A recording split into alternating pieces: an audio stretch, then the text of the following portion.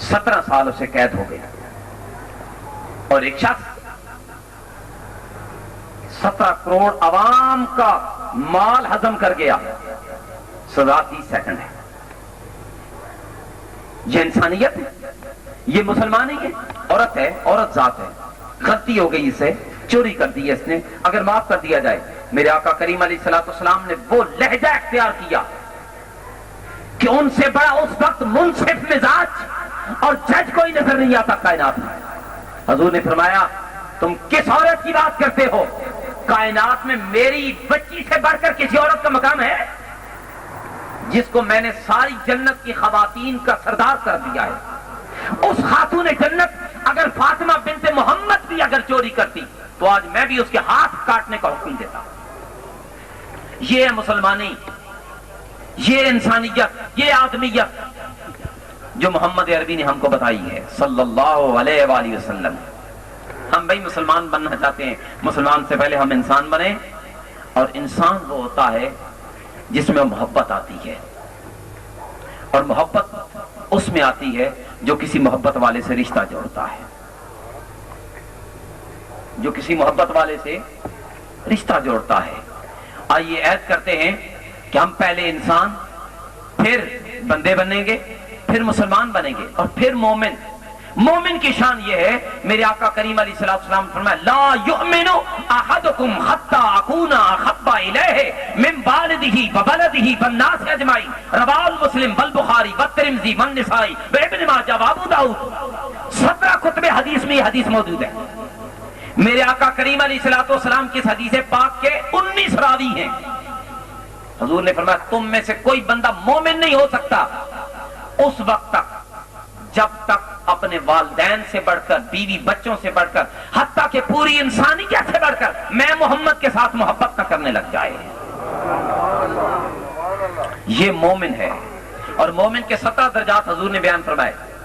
پہلا درجہ مومن کی شان کا یہ ہے لا الہ الا اللہ محمد الرسول اللہ، یہ پہلا ہے۔ اور آخری یہ ہے، آخری اس کی علامت اور نشانی یہ ہے کہ راستے سے نقصان دینے والی چیز، پتھر یا کانٹے کو ہٹا دینا، یہ بھی مومن کی شان ہے۔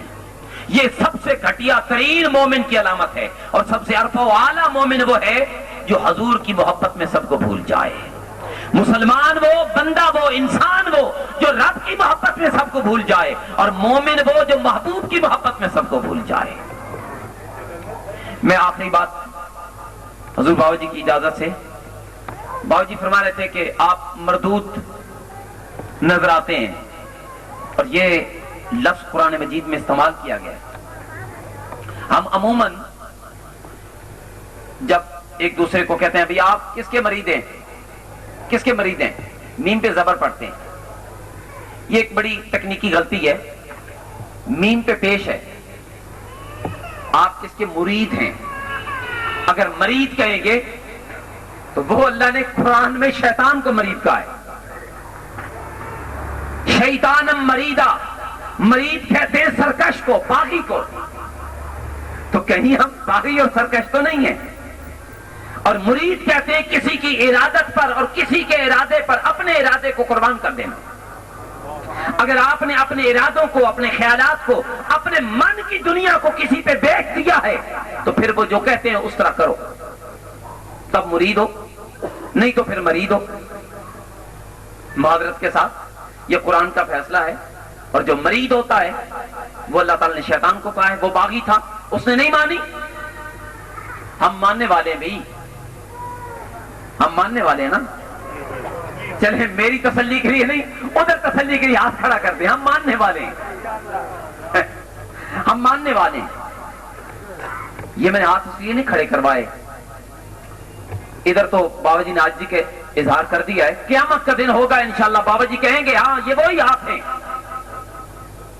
میں بڑے تیقن کے ساتھ بات کر رہا ہوں، اور میں کبھی ڈاؤٹیبل بات نہیں کرتا، اور میں کبھی خوش آمدی، حضور کو پتا ہے میں جس شیخ الاسلام کا شاگرد ہوں کبھی وہاں خوش آمدی کا تو شاعرہ تک نہیں پایا جاتا، اور حضور کو آپ کی قربت اور نسبت حاصل ہے، آپ ان کے مزاج سے واقف ہیں۔ یہ وہی تعلیمات ہیں جو ایک سچا اور کامل مرشد دیا کرتا ہے۔ آپ شکر کریں 2 نمبر پیر نہیں ملے آپ کو، ایک کامل مرشد ملا ہے.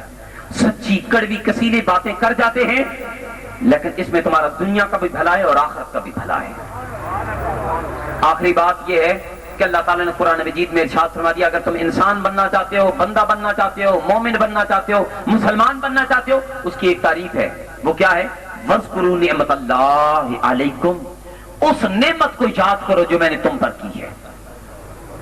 بندے بھی بن جاؤ گے, انسان بھی بن جاؤ گے, مومن بھی بن جاؤ گے, مسلمان بھی بن جاؤ گے, مرید بھی بن جاؤ گے, سب کچھ ہو جائے گا. وَاذْكُرُوا نِعْمَةَ اللَّهِ عَلَيْكُمْ, میں نے جو تم پر نعمت کی ہے اس کو یاد کرو. اور حضرت عبداللہ بن عباس نے فرمایا رضی اللہ تعالیٰ, آپ فرماتے ہیں اس نعمت سے مراد آمنہ کا لال ہے, اس نعمت سے مراد مکہ کا در یتیم ہے, اس نعمت سے مراد والی دو جہاں ہے, اور اس نعمت سے مراد آب کوثر پلانے والا ہے. حوض کوثر کے کنارے پر تمہارا انتظار کرنے والا وہ ساقی کوثر ہے.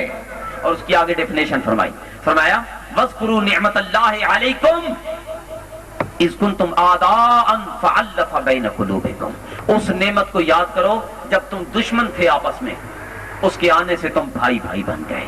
فَأَصْبَحْتُمْ بِنِعْمَتِهِ إِخْوَانًا, اس نے تمہارے دلوں میں محبت ڈالی, اور ایسی محبت ڈالی کہ اب ایک دوسرے کو پہچانتے ہو تو پتہ چلتا ہے یہ محمد کا غلام آ رہا ہے.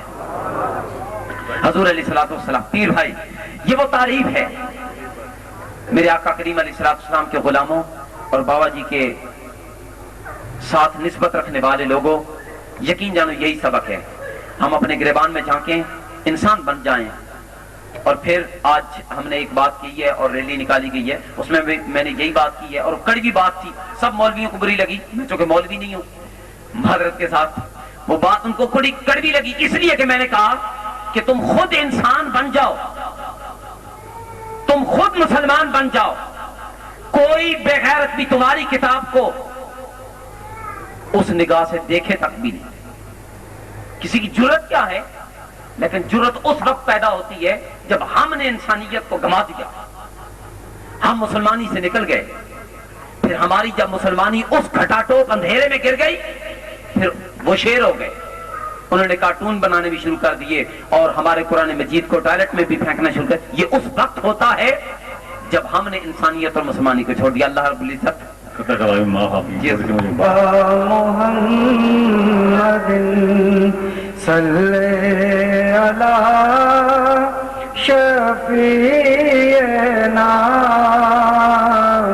صلی علی محمد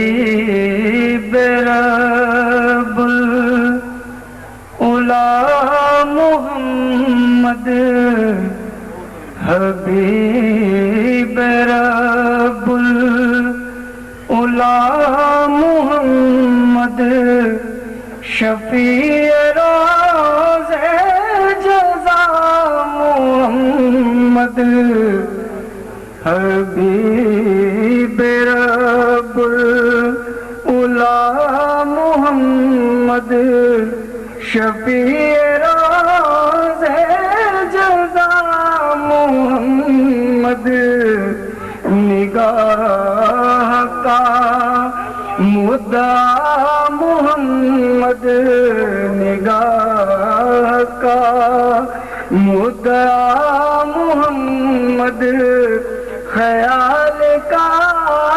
آسرا محمد نگاہ کا مدعا محمد خیال تابعوں کو